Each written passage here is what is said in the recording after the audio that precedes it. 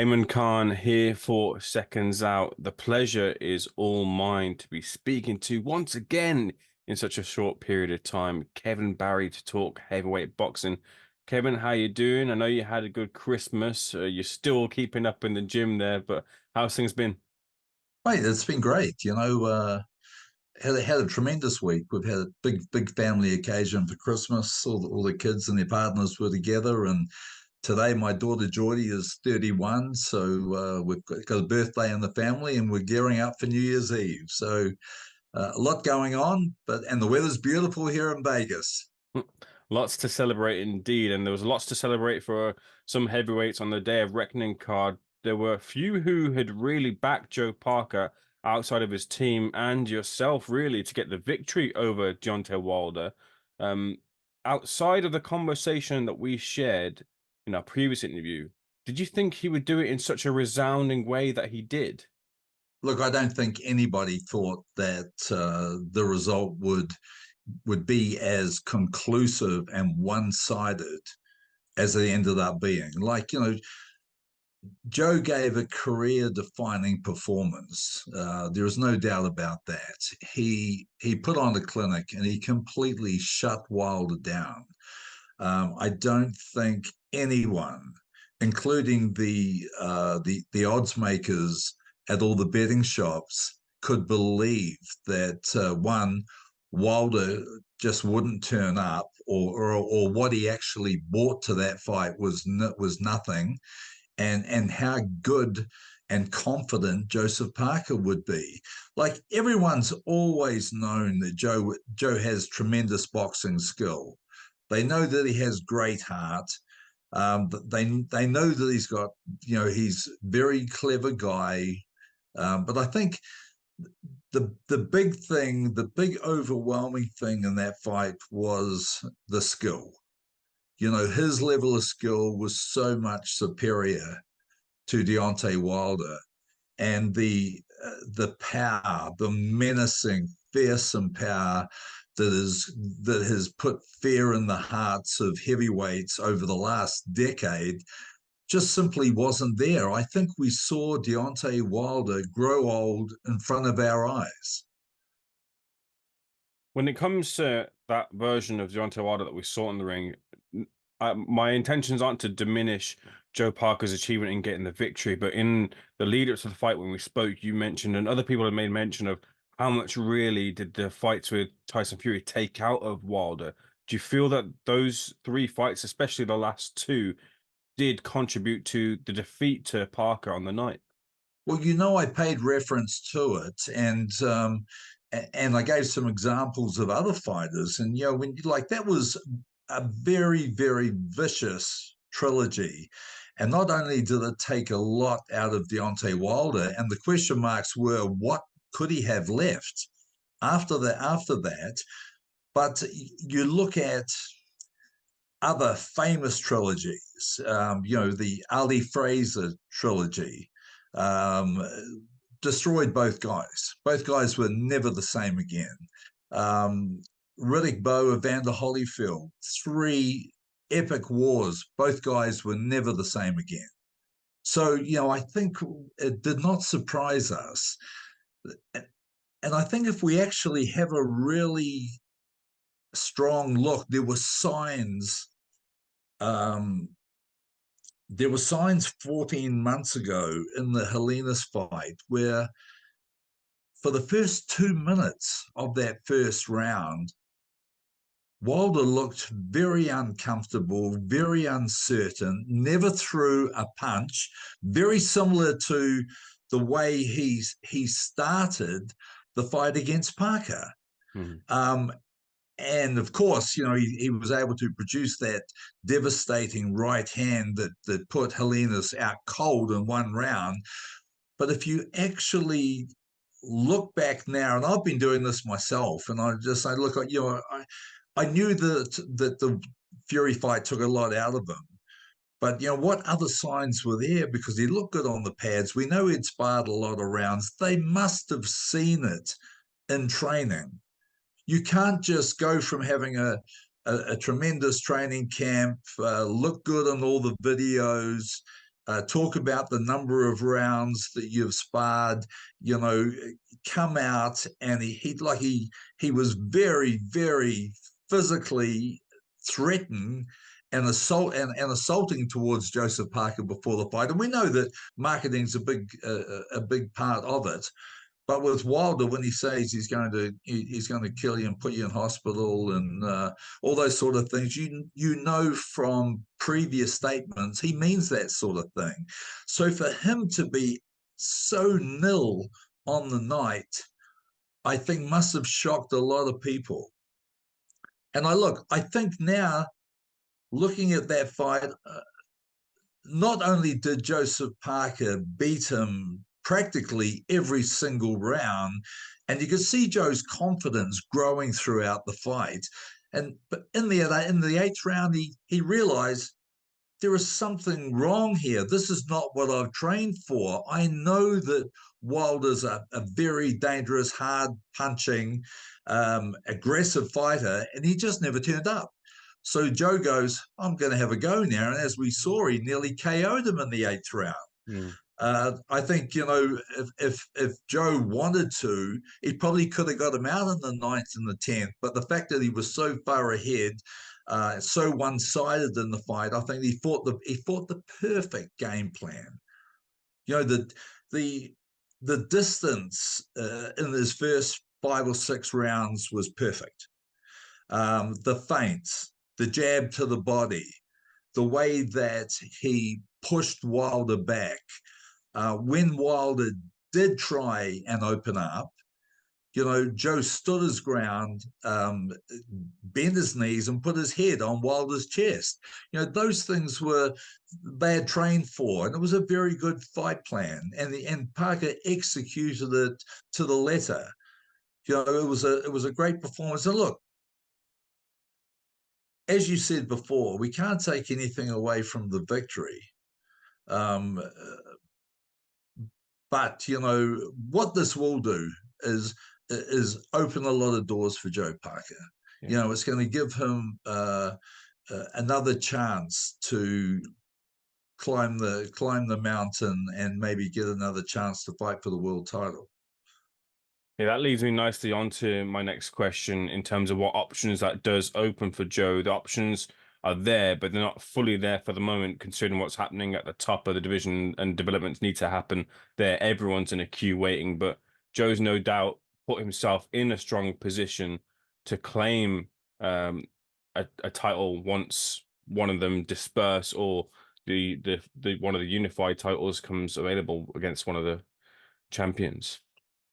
Well, he got very close back in 2022 when he fought for the mandatory with the WBO, the belt that he had held from 16 to the beginning of 2019. This should give him that opportunity again. I know that his fan base which has always been very solid, is in a bit of a frenzy at the moment. They're so excited that he was able to beat one of the top fighters in the last decade in heavyweight boxing. You know, a fighter that everyone thought, you know, Joe would have his hands full staying away from that right hand for 12 rounds. So, you know, he deserves that opportunity now. And, you know, there are a number of names there. Like, you know, Andy Ruiz is talking about wanting to fight Parker. Well, you know, you look at Ruiz, and that would, you know, we know that when the two of them fought for the title back in 2016, it was a tough fight. It was a great fight. It was very even. You know, Parker got out of it in the last couple of 3 rounds, you know, with his jab. Andy's had 2 fights since losing to AJ back in 2019. So inactivity it's a very similar thing to what Wilder's just gone through. We know that Andy got dropped against Areola. We know that he had a very tough fight with Luis Ortiz. So I think, you know, this is he's just got through 2 surgeries. I think he's a perfect opponent now for Joseph Parker. But there are other guys out there, like Daniel Dubois is a great fight. Parker's got much better boxing skills than Dubois. Agate Kyabel, another guy who pulled off a huge upset, is undefeated, and his style would suit Parker. Mm. Now, whilst there are a lot of people heralding Joe Parker's victory, there'll be some in the boxing fraternity half cursing his name for derailing the AJ versus Wilder plans, the best laid plans that have spanned across many, many years. With the defeat that Parker handed to Wilder, do you feel that the door is closed on that fight that a lot of people had wanted to see for many years between Joshua and Wilder now? Oh, surely. And like I laughed to myself when I heard the words coming out of Joshua's mouth saying, look, this fight can still happen. I know that Wilder can come back. Sure, he wants him to come back. He wants him to come back and fight the same sort of strategic fight, throwing no punches against him that he did against Joseph Parker. Look, nobody wants to see that fight now. Mm-hmm. Absolutely no one. Wilder, he grew old in front of our eyes. There is no doubt about that. And don't be surprised. I know they're saying he'll come back and he'll be better. Look, he's 38, nearly 39. He's lost 3 of his last 4 fights.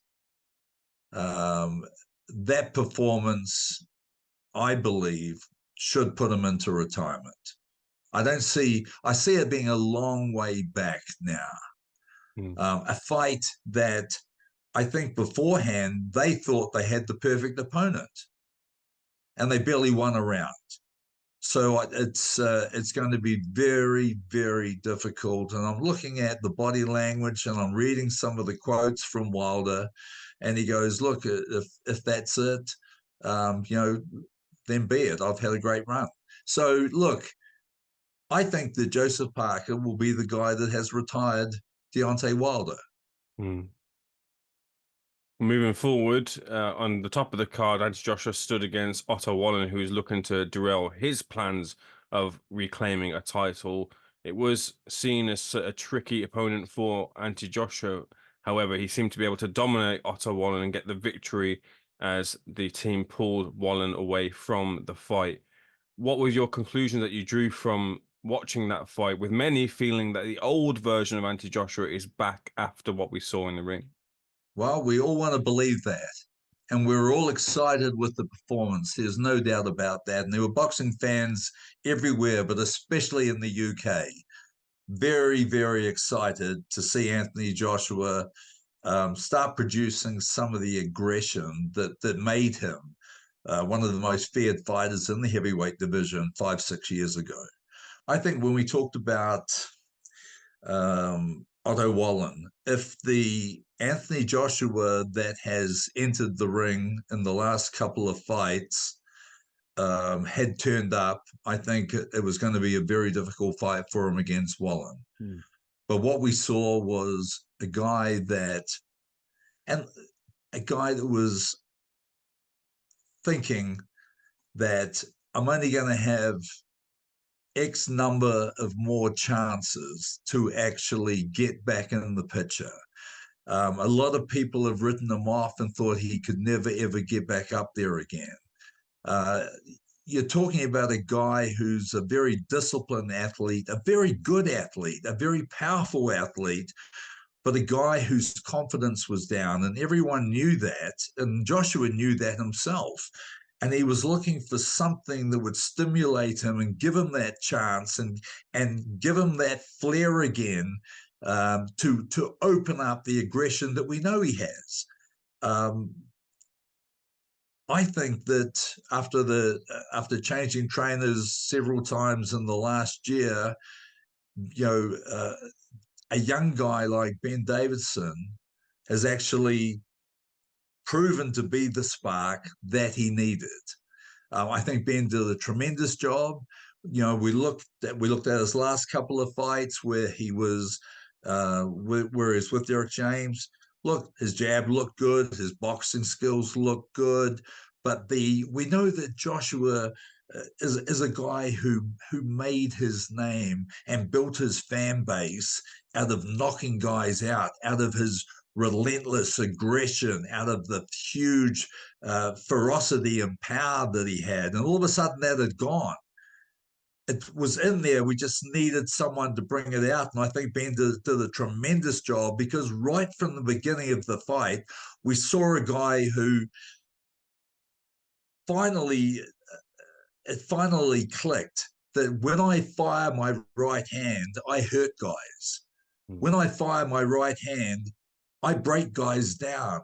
And we saw the cuts, and we saw the broken nose, and we saw the knees buckle. And Otto Wallin's a very, very tough guy. We saw the 12 rounds he did with Tyson Fury. Joshua just completely smashed him. And that is the performance that he needed to save his career. That's the performance that he needed to once again be recognized as a real guy. And people are saying now, why didn't that guy turn up against Alexander Usyk? You know, could that guy keep building with this new trainer, Ben Davison? And could he actually fight Usyk again? So look, you know, his stocks went up. There's no doubt about that. And he put a lot of excitement back into the division. With the confidence that people are now putting back into Anthony Joshua after his fight with Otto Wallin, it seems like the path next for him is the fight with Filip Hrgović outside of waiting for Fury and Usyk to battle it out. Hrgović, someone as well who's waiting for his opportunity. Do you feel that Hrgović poses any threat to AJ should the two meet before the Fury Usyk fight happens, or in the wake of that? Well, I think he looks like he's going to be the opponent for March. I've looked at Hrgović, you know, for a long time, as have a lot of you know, boxing fans. Look, I thought he lost the fight against Zhang. I thought he showed several weaknesses in that fight. And I questioned his character in that fight, because I thought there were times during the Zhang fight that he was going to quit. The next fight against Dempsey McKean from Australia, I've watched Dempsey for a number of years. You know, he was campaigning out of the UK over the last couple of years. Dempsey McKean also sparred a lot of rounds with Anthony Joshua and Dillian White. I thought that Dempsey McKean gave Hrgović a lot of trouble in that fight and made him work every round. And there were times in that fight where McKean was every bit as good as Hrgović. And of course, Hrgović, you know, he ended up pulling off a big stoppage in the 12th round to stay undefeated. But when I look at Dempsey McKean and I think, well, you know, I know styles make fights, but there is no way that Dempsey McKean goes 12 rounds with Anthony Joshua. I think that this is now a perfect opponent for Anthony Joshua, and if he can get that fight with Hrgović, that needs to be his next opponent. And there's also, as you know, there is talk that the IBF belt will end up being fragmented and become vacant after Usyk and Tyson Fury's fight. So look, all these things are going to produce a lot of opportunities and a lot of big fights in the future for the heavyweights, especially those who are close to being in mandatory positions or in the top 5 spots of the various sanctioning bodies, because for a while it looked like it was going to be another couple of years before anyone was going to get a chance to fight for a title.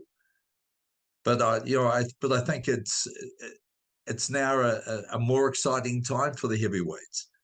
And when you look at like the sanctioning bodies, like, you know, Parker was ranked very highly in the IBF. He's currently sitting at 4. Joshua was at 1. Otto Wallin's at 2. Well, you know that Otto Wallin's out of there now. So, Parker's going to move into a very good spot there. Or Hrgovic is at 1, rather. Joshua at 2, and Parker will now be at 3. So that, that's another possibility for him. He's also highly ranked with the WBO. Kevin, those are the questions I had for you. Were there any other takeaways that you had from the Day of Reckoning card across the fights? I know you mentioned a couple of them, but were there any that spring to mind that that you drew conclusions from regarding the fights that happened? Well, I'll tell you what, I thought the Dubois fight was a barn burner. And I was really pleased because I know, and I don't know him personally. I was disappointed in the Joyce fight when he was winning it on points to quit. I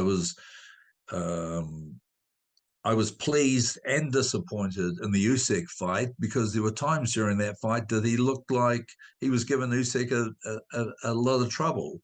But to end up going out being hit with a jab, once again, he left a very bad taste in our mouth. But for him to come out against a very aggressive Jarrell Miller, a guy who looked like he had emptied Dubois' tank after the 5th round. I was thinking, watching that fight, here we go again. We're going to see him quit at any moment. The next big combination, he's going to quit. But he got a second win and he grafted away, and he showed why, Frank Warren has that confidence in him and why he did wear the WBA strap. And I think that was a very special moment for him, and a moment that has saved his career and will put him in some big fights. And that moment that I just talked about, where he actually, it's like you're fighting the devil within. I'm sure there were times in that fight against Miller where he thought, okay, I know the easy way out. If I'm getting exhausted and I got 5 rounds to go, is to quit. I've done it before. But he held off that little devil in his head and he worked through it. And that was a tremendous performance. And I think it's very similar to the lack of confidence that Joshua has been going through in his last, 3 or 4 fights. In fact, probably going right back to the first Andy Ruiz loss where he got knocked out. His confidence has taken really all this time to restore. And if he has got it back, I think we will see a guy even more menacing and really letting that, not only the right hand, but the uppercut go, because we know there are 2 punches that he throws very, very well and has a lot of success with. But those 2 fights, I think there were both those fighters, sort of a light bulb went off in their heads, and now they've overcome their demons. Makhmedov, I was very, very disappointed with. He showed that he was just all hype, and this is if going right back to the beginning of time. We've seen so many fighters who have put together false records of 20-0, 19 KOs, and the first time they actually fight a real guy, they come unstuck, and he found a real guy in Agat Kaibel. I'd never been a big Kaibel fan, but I became a fan watching that fight. I thought it was a tremendous boxing experience. I thought his game plan was excellent. I thought his style was excellent. In fact, I thought he'd be overcome in that fight. My son Taylor actually said to me, look, Kaibel will beat this guy. I went, what? Because we know he was a big underdog. He said, look, let's remember, he beat Chisora when Chisora was a real guy and beat him convincingly. And he said, you don't go and do that. if you don't have skills and you don't have some real ability. And we saw some real skills in that fight, and especially the liver shot that he threw. Tremendous work to the body. I want to see him in another fight, a big fight. Those fights, were definitely interesting for me.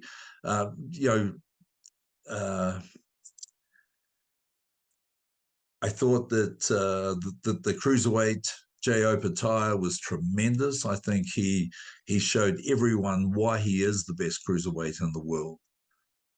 Bivol was as good as we all know he is, and we know he was trying. And I think the knockout was there at one stage, but like he won every round. He's our pound for pound one of the very, very best. Those fights actually were the fights that actually interest me the most. Kevin, I could speak to you all day into the new year as well, but we'll leave it there for now. And hopefully we'll be having a few more of these in 2024. The pleasure is all mine. Thank you so much for speaking to Seconds Out, and have a great new year.